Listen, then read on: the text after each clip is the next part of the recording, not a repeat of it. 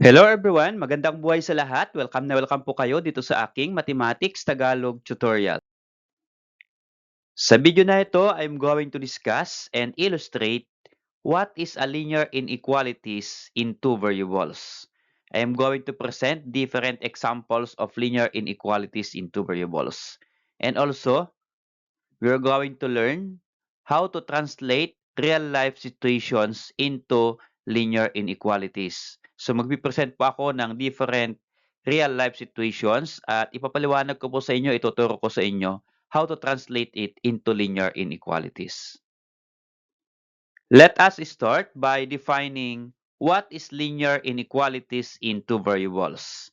It is an inequality that can be written in any of the following forms. And these are the different forms of linear inequalities in two variables. We have ax plus by is less than c, or it can be this form, ax plus by is greater than c, or it can be ax plus by is less than or equal to c, and can be ax plus by is greater than or equal to c. So ito po yung different forms of linear inequalities in two variables. So bali apat po ang pwedeng gamiting symbol for linear inequality. We have is less than, this one is greater than, is less than or equal to, and is greater than or equal to. So, bali apat po yung kanyang symbols. Unlike sa linear equation na ang symbol lang po niya ay equal sign. Okay. Yung A, B, at C sa ating equation, sa ating linear inequality rather, yan po ay number or yan po ay integers. Okay? Here are the examples of linear inequalities in two variables. We have number 1, 5x plus 8y is less than 5. So ang ginamit na inequality symbol dito ay is less than. And the variables are x and y. So ito po yung a, b, at c. Those are integers. Okay? Number 2, 9x minus 3y is greater than 11. Here sa ating form, ang ginamit ko po ay all I plus. Pero hindi lang po plus ang pwedeng gamitin, kundi pwede rin po ang minus. So dalawa lang po ang pwedeng gamitin dito sa ating form. It can be plus or it can be minus. Okay, yung ginamit na inequality symbol dito ay is greater than. Okay? So we have A, B, and C here. How about this one? We have 4x plus 2y is greater than or equal to 7. So the same process, yung x and y is a variable or are variables. And then yung 4 to 7 are integers. Yan po yung A, B, and C. Okay? At ang ginamit na inequality symbol ay is greater than or equal to. And for number 4 example, we have 3x minus 5y is less than or equal to 8. So, is less than or equal to ang ginamit as linear inequality or inequality symbol. Another thing that you need to learn is about the solution of linear inequality in two variables. So ano nga po ba yung solution of linear inequality in two variables? Okay. It is the ordered pairs that satisfy all conditions of the given linear inequality. So again, ang solution po ng linear inequality in two variables is an ordered pair also. Okay. So let's have this example. We have the inequality 2x plus 3y is greater than 5. And let us check if the ordered pair 1, 2 is a solution or not a solution of this given inequality. So paano po natin gawin yan? That is just like equation, substitute lang po natin yung value ng x at yung value ng y sa ating inequality and then solve. Okay? So here sa ating ordered pair, recall that the first number is the variable x and the second number is for variable y. Okay, so x, y po sa ating ordered pair. So using this ordered pair, try to substitute it on the given inequality. So 2x, ang x po ay 1, so 2 times 1, then plus 3y. So 3 times the value of y is 2, kaya 3 times 2. is greater than, okay, this one, 5. Okay, and then simplify. Okay, multiply first before addition. 2 times 1, that is equal to 2. Then copy plus 3 times 2 is equal to 6. Then bring down is greater than 5. Okay, and then simplify. 2 plus 6, that is equal to 8. And 8 is greater than 5. Okay, so we're going to decide if the statement is correct or wrong. Okay? Or if the statement satisfy the inequality. Is 8 greater than 5? Okay, try to decide. Is 8 greater than 5? Yes, that's correct. So yung 8 po ay mas malaki kaysa sa 5 and that is true. So kapag true po ang result when you substitute the value of x and y in the ordered pair and that is true, then the given ordered pair is a solution of the inequality. Okay? Since this is true, then 1, 2 is a solution of 2x plus 3y is greater than 5. Okay? So another thing that you need to learn is the shaded half plane. So what is mean by shaded half plane? It is the graph of linear inequality in two variables. Okay, so ito naman po yung graph ng linear inequalities in two variables. So kalahati ng plane, shaded half plane. Yung kalahati solution, yung kalahati ay not a solution. Okay, so let me illustrate you. But before that, we have this one. Kapag gumagawa po tayo ng shaded half plane, kapag i-graph natin yung linear inequalities into variable, then syempre mag-create tayo ng boundary lines between the half of the plane as shaded and the half of the plane as not shaded. Okay. So, yung pagitan po nila ay boundary lines ang tawag po. And there are two kinds of boundary lines of linear inequality in two variables. We have the broken line and solid line. So, ano pong ibig sabihin ng broken line sa graph ng linear inequality? Ito lang po yon. The inequality symbol is less than or is greater than. So, kapag ginamit yung is less than and is greater than sa inequality at igagraph natin, then ang boundary po niya ay broken line. So, later I will going to show it to you. Then, this means that points on the boundary line are not part of the solution. Okay, kapag broken line yung ginamit natin na boundary ng half plane, then yung boundary na broken line is not part of the solution set. Okay, how about solid line?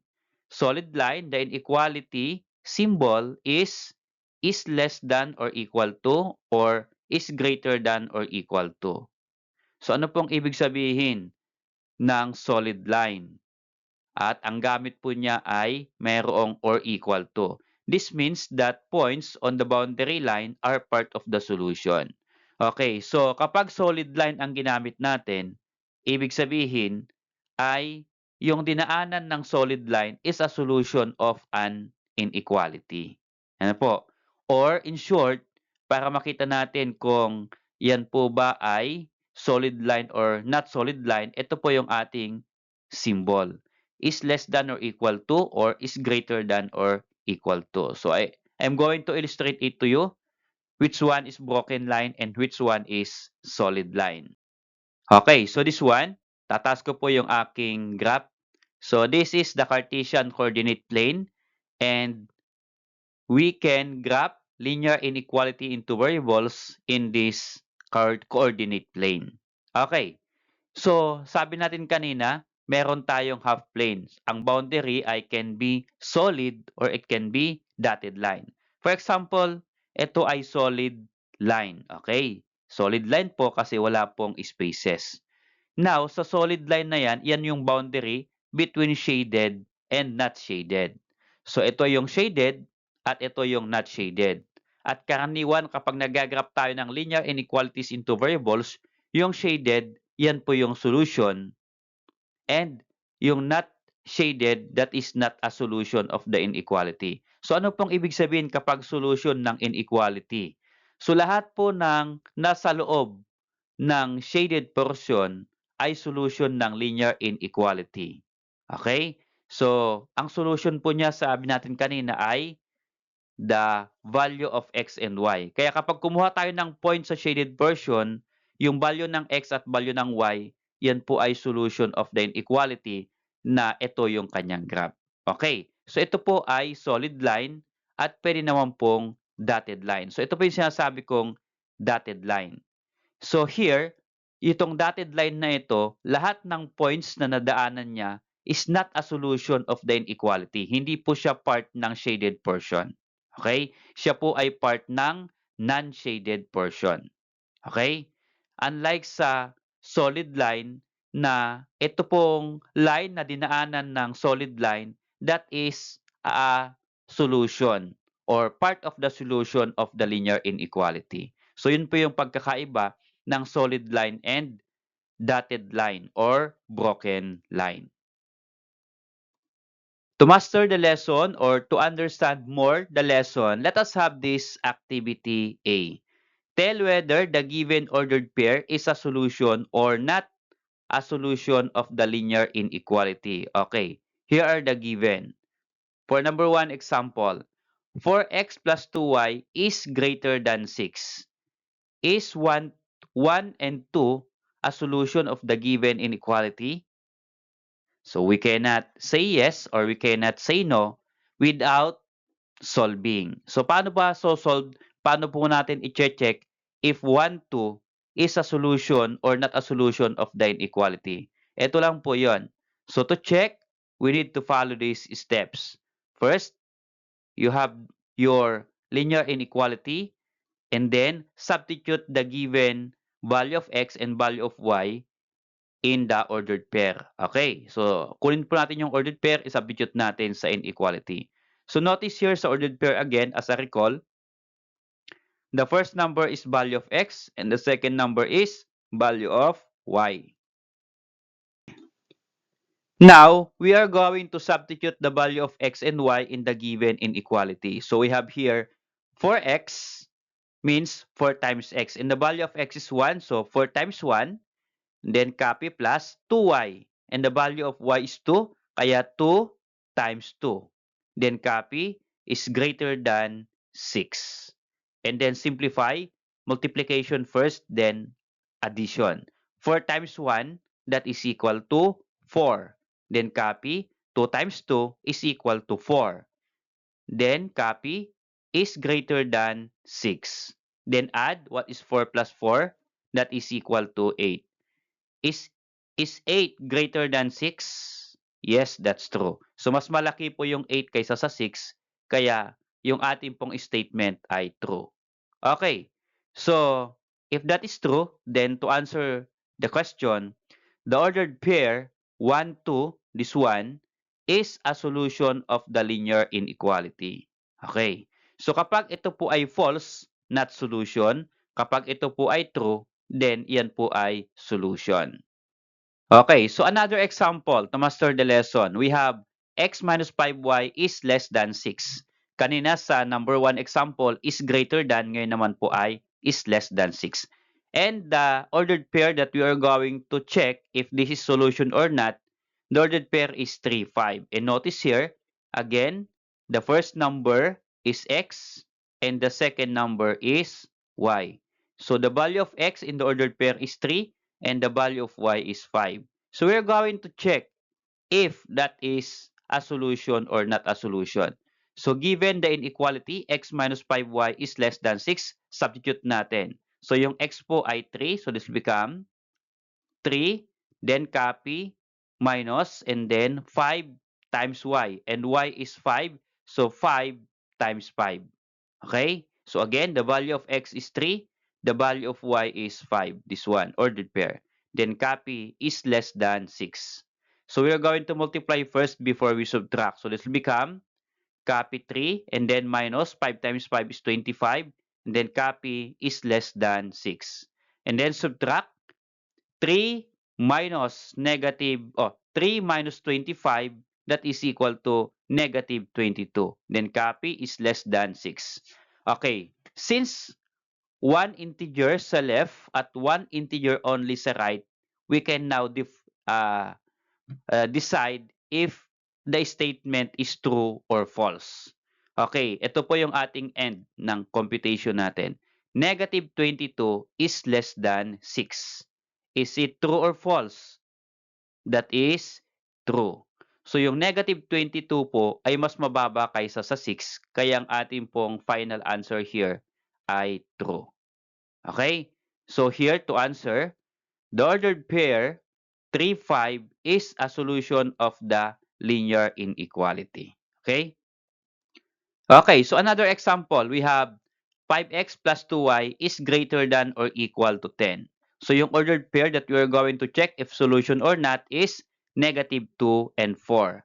Now again, the first number is x and the second number is y. So this time, we have negative as part of the ordered pair. Okay, so how to check if that is solution? Copy the inequality, then substitute the given. So x is negative 2, substitute here. 5x means 5 times x, so 5 times the value of x is negative 2, kaya 5 times negative 2. Then copy 2y, and the value of y is 4, so 2 times 4. Then copy is greater than or equal to 10. So you're going to simplify this one. Multiply first before we add. So what is 5 times negative 2? That is negative 10. Then copy plus 2 times 4 is 8. Then copy is greater than or equal to 10. Okay? So dalawa pa pong numbers ang nasa left ng inequality symbol. We need to combine this one. What is negative 10 plus 8? The answer is negative 2. So negative 2 is greater than or equal to 10. Is it true or false? Na yung negative 2 ay mas malaki sa 10. That is wrong. Okay? And that is false. So yung negative 2 po ay less than 10. Hindi po siya greater than 10. Okay? So our answer is false. Then, the ordered pair negative 2, 4, this one, is not a solution of the linear inequality. Okay? So kapag nag-4, ibig sabihin, yung given ordered pair ay hindi po siya solution. Okay, another one. How about if this is the given inequality? We have x is greater than or equal to negative 6 plus 5y. Okay, so yung x ay nasa left ng inequality symbol at yung y naman ay nasa right. So how are we going to check if 6, 2 is a solution of the given inequality? So all you have to do again, copy the inequality and then substitute the given. So the value of x is the first number and the value of y is the second number in the ordered pair. So x is equal to 6 and y is equal to 2. So substitute here, ang x ay 6 here. So x is 6 is greater than or equal to, copy negative 6 and then plus 5y. Y is 2, so 5 times 2. Okay? And then multiply first before we are going to add. So just copy muna, 6 is greater than or equal to negative 6 plus 5 times 2 is 10. Okay? And then add this one. This will become negative 6 plus 10 is equal to positive 4. Now, we have this statement. 6 is greater than or equal to 4. Is it true or false? That is true. So, mas mataas po yung 6 kaysa sa 4. Kaya true po tayo. So, to answer the question, we have this one. The ordered pair, 6, 2, is a solution of the linear inequality. Okay, so how about translating real-life situation into linear inequalities? Ibig sabihin ng real-life situation is a word problem. Okay, it is in a form of sentence. So to translate linear inequalities, we need to consider this name of the different inequality symbols. Okay, we have is greater than or equal to, is less than or equal to. At ito po yung mga possible na word na ginagamit sa gantong symbol. Okay, so we have this one, is greater than. Ang term na pwedeng gamitin po dyan ay is more than and is greater than. Okay, How about this one? Greater than or equal to. So, ang pwede pong word na gamitin dyan ay at least. Okay? Or pwede naman pong minimum. Pinakamababa. Okay? How about this symbol is less than? Okay, isa lang po yung term na pwede nga gamitin. Pero pwede pa po yung iba. Pero ito lang po yung pinakangkaraniwan na ginagamit kapag ito po yung symbol na tinutukoy. Okay? So, is less than. And then last ay is less than or equal to.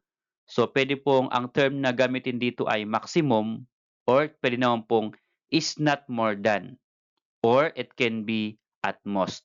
So, ito po yung mga different words or terms that can be used to these symbols of linear inequalities. Okay, so let's try to apply those inequality symbol and its definition to some real-life situation. Okay, for number one, we have a jeepney and a bus have a maximum capacity of 60 passengers. Okay, so how are we going to translate that into linear inequalities? So again, let's read. A jeepney and a bus have maximum capacity. Ibig sabihin, yung jeepney plus yung bus, meron daw siyang maximum capacity. So kanina ay maximum ginamit po sa symbols ng linear inequality. At ano po yung maximum? Ang maximum po ay is less than or equal to. Okay? Maximum capacity of 60. Kaya is less than or equal to 60. So kung ayaw mong gamitin yung word, pwede kang gumamit ng variables. Okay? Can be J plus B is less than or equal to 60. So, J po ang ginamit ko sa jeepney at B ang ginamit ko sa bus. Okay? And this is the linear inequality of the statement number 1. Okay, how about number 2? The sum of two numbers M and N is less than 20. So, there are two numbers M and N. Now, it state here that the sum of two numbers is less than 20. So, to translate, ito po yun. Yung dalawang numbers daw ay M and N. Sum ang ginamit, kaya plus. So, M plus N at yung inequality po natin ay is less than. So, ano po yung symbol ng is less than? Ito po yun. Okay? Is less than 20. So, this translation is correct. So, M plus N is less than 20. Okay? Okay, so how about this number 3 example? We have Venus went to a bookstore to buy 6 notebook and 2 pad papers. She spent at least 350 pesos. Okay, so yung ginamit dito na linear inequalities na word ay at least. Okay, bilugan natin. We have at least. So how are we going to translate this statement or paragraph or sentence into linear inequalities? Ulitin natin. Venus went to a bookstore to buy 6 notebooks and 2 pad papers. So, we are going to translate. Ito lang po yun. 6 times notebook. So, 6 na notebook plus 2 pad paper. So, 2 times pad paper. Yung at least, ang symbol po niya ay is greater than or equal to 350 pesos. Okay. So, pwede na po ito na linear inequalities. Pero mas i-simplify natin, yung notebook gawin nating N at yung pad paper gawin nating P. So, this will become, can be 6N or N is notebook plus 2 pad paper. So, 2P is greater than or equal to 350. So, ito po ay linear inequalities in two variables. Okay? How about this number 4? Thrice the length of a rectangle is greater than its width. Okay. So, ano po yung ginamit na linear inequality? So, ang ginamit dito ay is greater than. Okay. So, how are we going to translate this sentence? Ito lang po yung kanyang translation. Thrice the length. So, 3 times ang length po ay L. So, 3L is greater than. Ito po yung is greater than its width. So, ang width po ay W. So, 3L is greater than with is the linear inequality of the given statement. Okay, so let's have another example to master the lesson. A number y reduced from 6 times a number x is less than 8. Okay? So medyo magulo. Basahin natin ulit at intindihin natin. A number y reduced from 6 times a number x is less than 8. So what is linear inequality used here? So ang ginamit po ay is less than. Okay. So how are we going to translate this one? Ito lang po yung kanyang simple translation. A number y reduced from. Ang ibig sabihin ng reduced po ay minus. Kaya lang meron po siyang word na from. Kaya ang mauna po dito ay 6 times a number. 6 times a number x. Kaya 6 times a number x, so 6x. And then minus a number y. So minus y. 6x minus y is less than 8. So ito po yung translation niya. Okay. So take note na kapag meron pong from, ay babalik na rin po natin yung dalawang terms. Okay? So 6 times a number x, unahin natin at imaminus natin yung a number y. Okay? So a number y kaya minus y. How about this? Number 6. Pauline bought 4 kilos of pork and 2 kilos of chicken and paid not more than 1,800 pesos. Okay. So si Pauline daw ay bumili ng 4 na kilo na pork and 2 kilo na chicken. At ang binayaran daw po niya ay not more than o hindi lalampas ng 1,800 pesos. So if you're going to translate that one, so 4 kilo pork, so 4 times pork plus 2 kilo chicken, kaya 2 times chicken. Yung not more than ay less than or equal to 1,800 pesos. So you can simplify this inequality. We can write this one as 4p for pork, 4p plus 2 chicken, so 2c for chicken. And then is less than or equal to 1,800. So ito po yung kanyang linear inequalities. To end up the lesson, let us try this activity. So let's see how you understand the lesson. For number 1 question, tell whether the ordered pair 1, 1 is a solution of the linear inequality 3x plus 7y is greater than or equal to 10. And for number 2, translate into linear inequality the monthly expenses of family Bitong on food and transportation is not to exceed by 20,000 pesos. Okay? So, try to post this video and answer. So, hintayin ko po yung inyong sagot sa number 1 question at sa number 2 question. Salamat sa panonood guys. I hope that you learned something about linear inequality. See you on my next discussion about graphing linear inequalities into variables.